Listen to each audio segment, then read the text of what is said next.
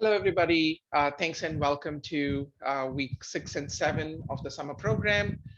This Sunday, we have Sue and Mike Copeland with us today, and they will be talking about a very critical portion of the program, as Marv was alluding to, which is where does all the food that we harvest with the program go? We talk about how that goes to the food pantries.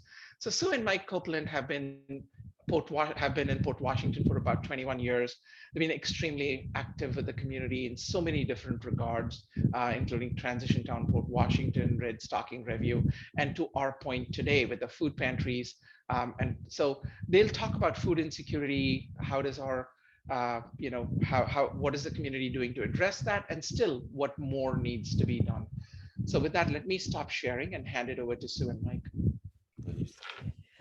Hi, everybody. Hi, everybody. Good So I'm morning. Susan, and this is Michael, and we're very pleased to be here with you all today and hopefully be able to share some important points of mostly I feel, or we feel, of what you're doing for the community and how important you are to this community and what's happening currently in Port Washington, especially. And New York and the whole country. So a little background about us. We've, as Raj said, we've been here about 21 years.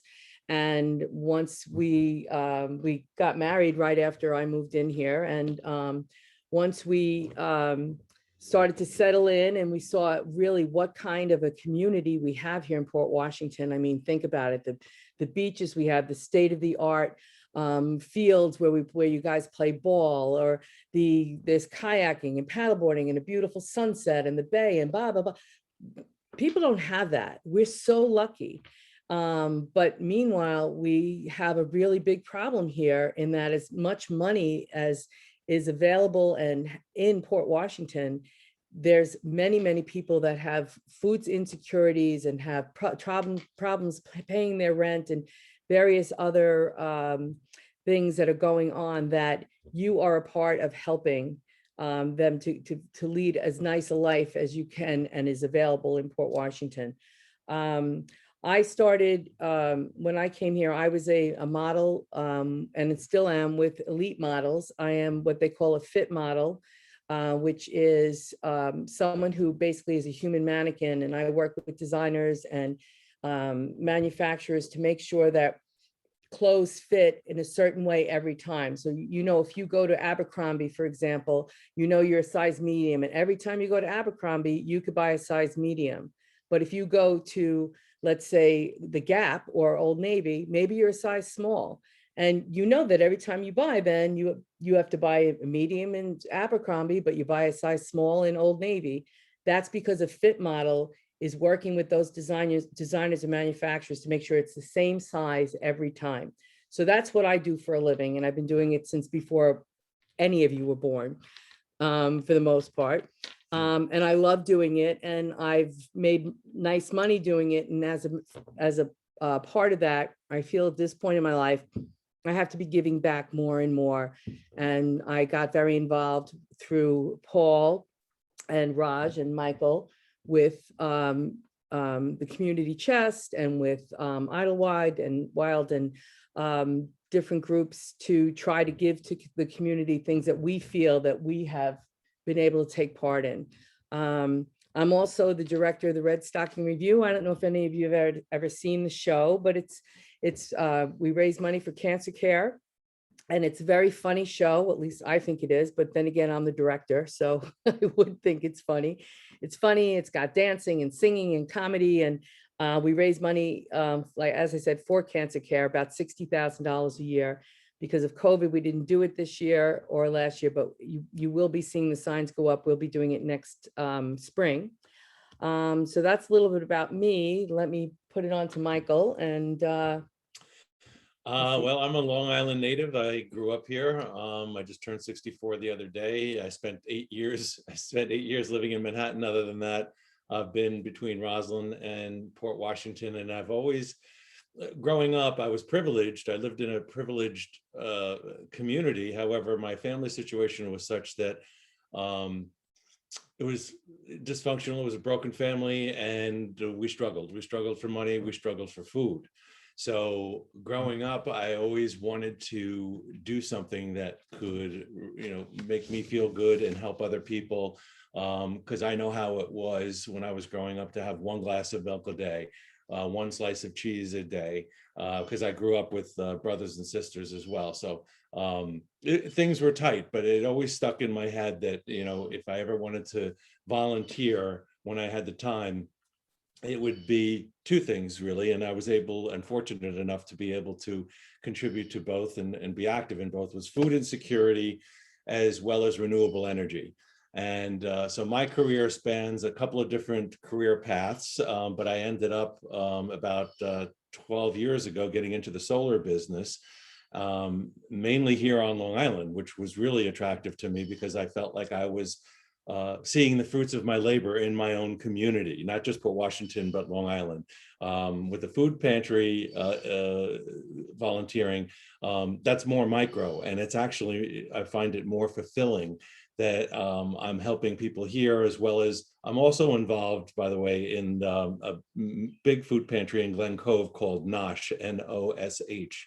And they service about 400 families a week. It's a big operation. And so I volunteer for them, as well as for the food pantries of Our Lady of Fatima, St. Peter's Church, and the Liddig House, which is in the Roberta Nixon apartment complex. So that's what I service. So I was able to, like I said, fulfill my dream of providing a service for solar energy on Long Island and renewable energy in general, and to see the fruits of my labor there. Of course, I have solar on my house. Raju, as a matter of fact, is a customer of mine who installed solar on his home.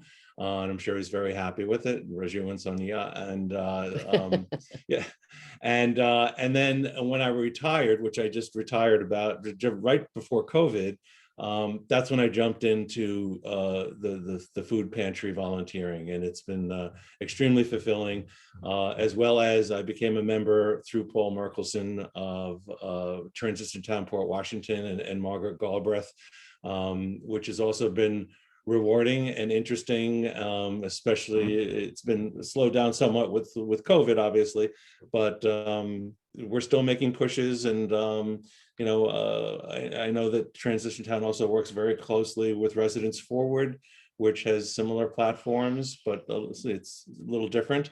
And that's it. I just feel like we're part of the community, and Right. I've been an active performing member of Red Stocking Review for 18 years, which is a huge time commitment. But again, I love the fact that cancer care has nothing to do with cancer research, but has everything to do with the human element of families who are victimized by this terrible plague.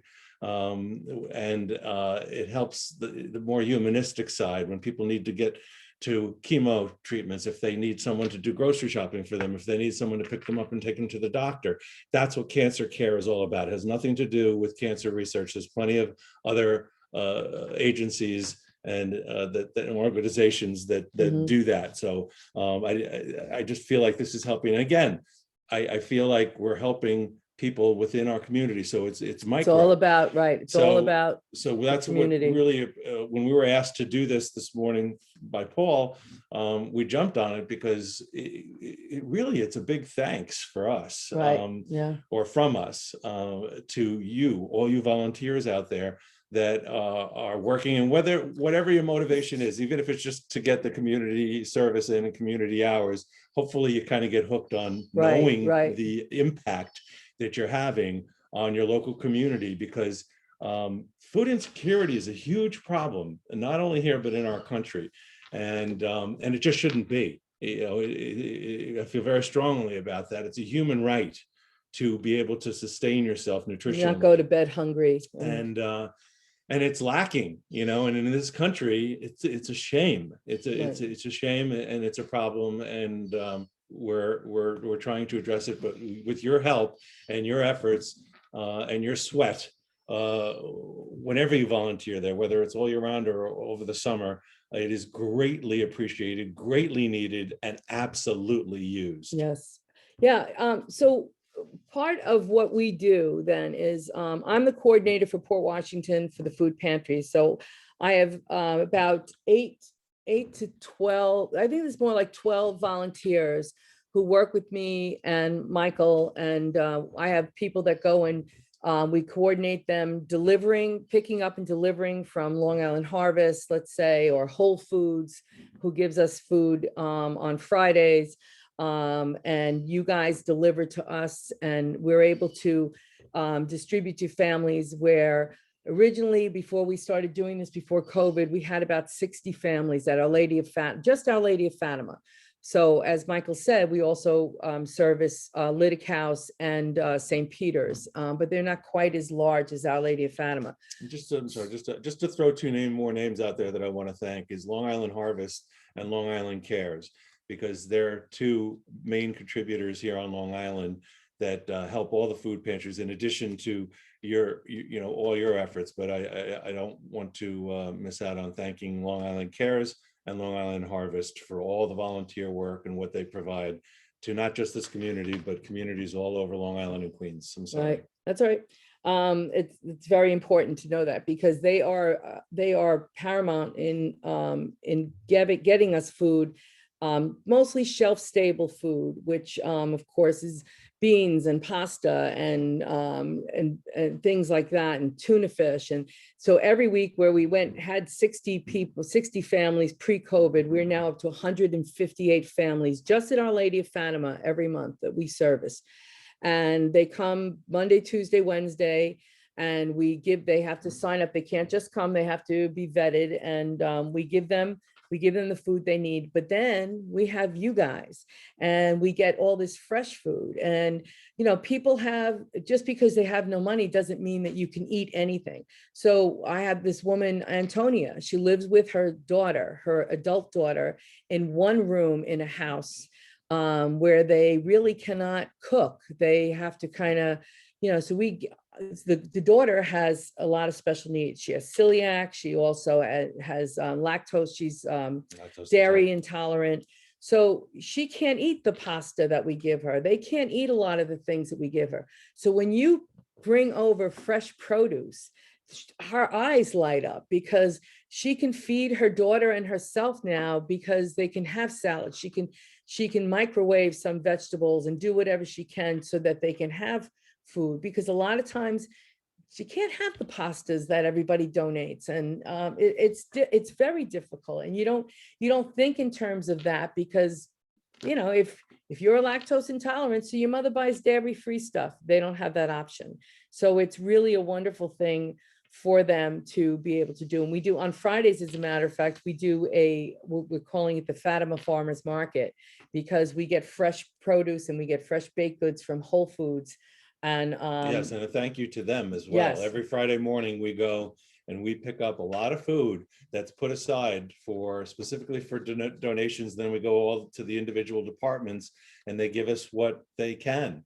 And a lot of times it's food that's about to expire, which is why they give us it, but it's in great shape. But it's not like getting this, when we open up and get this big fresh head of butter lettuce, and they're looking at the families come and they're like, can I have that? Can I have that? Beets, oh my gosh, what are and the biggest thing that I really love is that I have one woman who every week when she comes, her name is Anna. And when she comes, she always says, so give me something new that I don't know. And sometimes I'll be like, okay, so this is bok choy, and you can stir fry it, or you can put it in a salad, or I could tell her about fennel, and fennel has a different flavor if it's raw as opposed to cooking it. And I always try to give them little cooking tips. And it's some of them are just, they can't wait till Fridays, and they might come on Monday, Tuesday, or Wednesday to pick up their food. But then come the weekend, come Friday morning, between 10 and 11 is when we distribute this food that we get from Whole Foods. And they're just so excited. Many of them are like, give me a new recipe this week. What can I do with these vegetables? And what is this? I never saw this before. And it's like, well, it might be kale, or it might be something, because they don't have the money to purchase this themselves. They don't know what they don't even know what like heirloom carrots are, and you guys have now had you've had the of course, I'm just having a senior moment because I too am old. But you guys have now learned a lot about vegetables that I'm sure you never knew about. I'm sure you're harvesting things that you might not have even ever tried. I'm hoping that you have tried them now and are able to say like, wow, this is really good. I'm going to try more things. But you're availing all of this produce to people who would not have this possibility. And kudos to you all, because it's so important. And if you could just see the look on some, and just the way that people react and how appreciative and thankful they are for the help.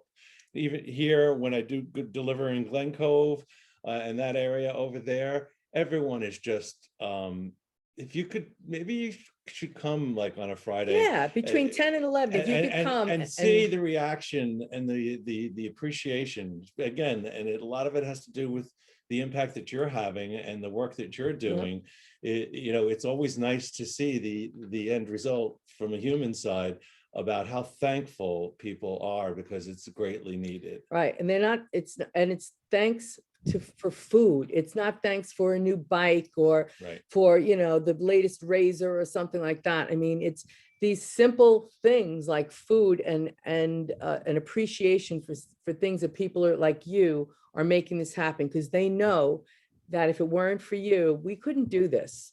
So we really thank you very much. And I think that's kind of. And we see the toils of your efforts because we're right across the street from you. So, in some places, so, right.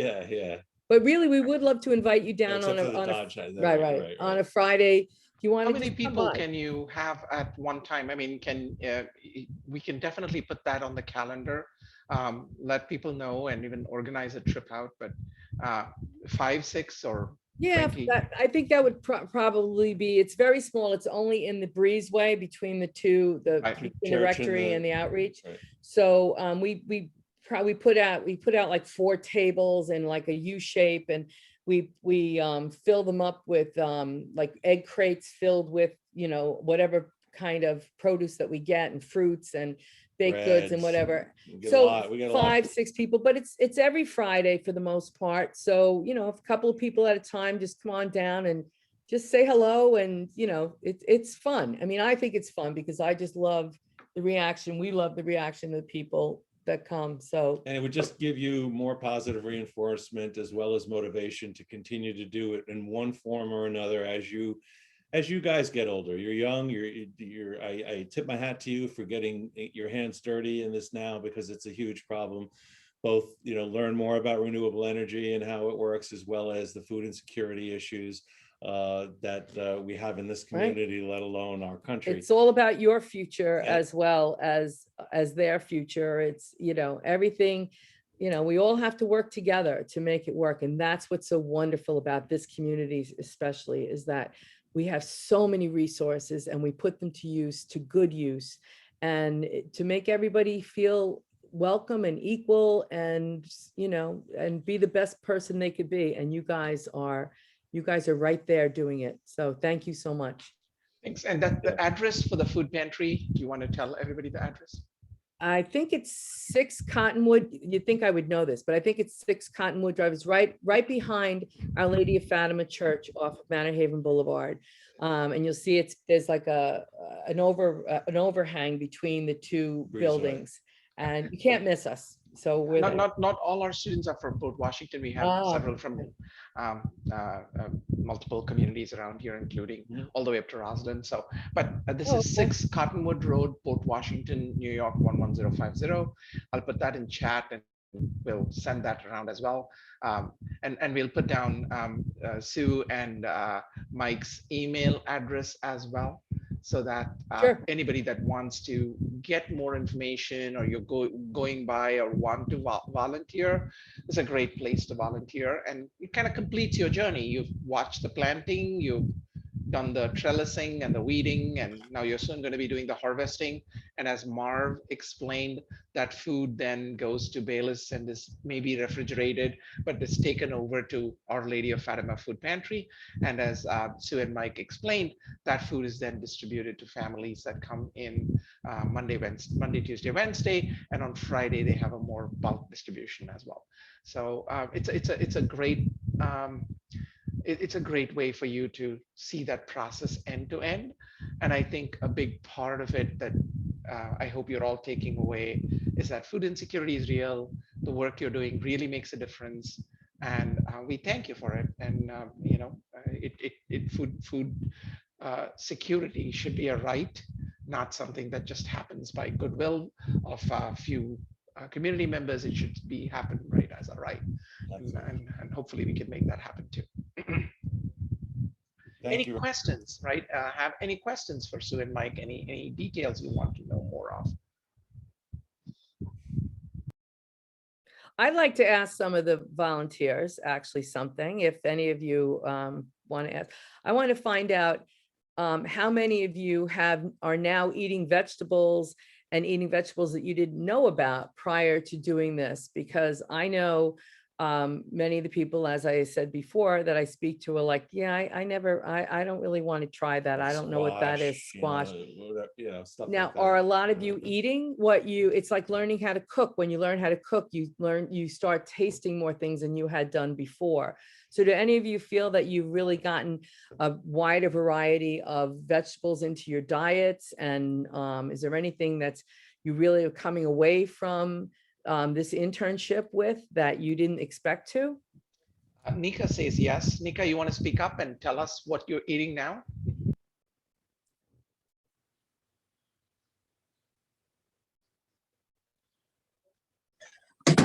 Sure. So we'll just say everything being grown, I was able to put more into my salads to make it more nutritious, if that makes sense. Like before I was kind of just the basics, like tomatoes, cucumbers, greens, but now I can add stuff like maybe cooked, okay, it sounds weird, but cooked pumpkin is also kind of good in it. Yum, yeah. And like zucchini and avocado. Avocado was a thing before, but it all tastes really good. And now knowing how to grow it is also really fun too. Excellent, Nika. Right, that's great. And experimenting with something like cooked pumpkin as opposed to just saying like, oh, pumpkins are for Halloween. I mean, it's a big thing. It's a lovely flavor, and the idea that you put that there's nothing that's ever wrong. So to put something cooked into a salad that's might be raw, that's a great thing. And being able to, when do pumpkins get harvested? Do you know? They're more like September or October. Are you growing pumpkins, by the way? Does anyone know? Marvin would. I think Marv was going to grow pumpkins. Marv, are we growing pumpkins? Do you know? Marv, you're on mute. That you went on mute halfway through. See if I can get this. Oh yeah, now we can hear you. Go ahead. You can hear that? Okay. Yeah. One of the principal reasons is that pumpkins take up an enormous amount of space. And even though we've got a large space between Science Museum garden and Rewild at the Dodge House and at Helen Keller, we want to make sure that we're making the most out of the food that can be consumed. And that's the principal reason. We are growing in two of the gardens, we're growing melons. But great. most of what we're dealing with are mostly consumable types of vegetables. And by the way, I'm really pleased to hear from Sue and Mike, and I look forward to meeting with them because there are things that we can do to even increase our coordination. Great. That's great. We will definitely touch base, welcome. Marvin, Yeah. And a big reminder to everyone is that up until the past 2 years, well, we've been working at Helen Keller for 5 years now, but virtually 95% of the food that we've been distributing has come from people's homes. And this is a big deal insofar as increased self-awareness, appreciation of your contribution and being a part of this important community, and your own self-esteem. Extraordinarily important that you take whatever you can in the space in terms of climate change, in terms of reducing carbon footprint, and all of these issues that we're dealing with now and today. And this is so important that all families participate in this kind of an activity, and this is what we're teaching. Well said, Marvin. Thank you. Yes, thank you. I look forward to meeting with you guys. We do Yes, me too. too. Yeah. Thanks, everybody. So wonderful. And unless the students have any responses or questions, I will send you Sue and Mike's information, as well as the location of the food pantry at OLF. I'll send that out on email and put it on GroupMe. That way you all can get in touch. And again, right, it's a journey. You don't have, it may not be this year, maybe next year, following year, whenever you feel like that's a volunteer opportunity, that's always open to you guys. Right. Does anyone else have any questions? Or anything they want to contribute? Share. I just want to say thank you to you two, because hearing your stories and all, it's really something to look up to, and it's inspiring to keep doing what we're doing. So thank you so much for speaking today. Thanks, Nika. Thank you so much for And not for listening. nothing, you're going to make it, this is something that you're going to carry over the rest of your lives. So to your offspring, and you're going to set the tone. We desperately need young people to be proactive in addressing these so important issues, especially for the sake and the future of your own children. Right. Yeah. It's all about how we're going to be able to live and wait well past when we're gone.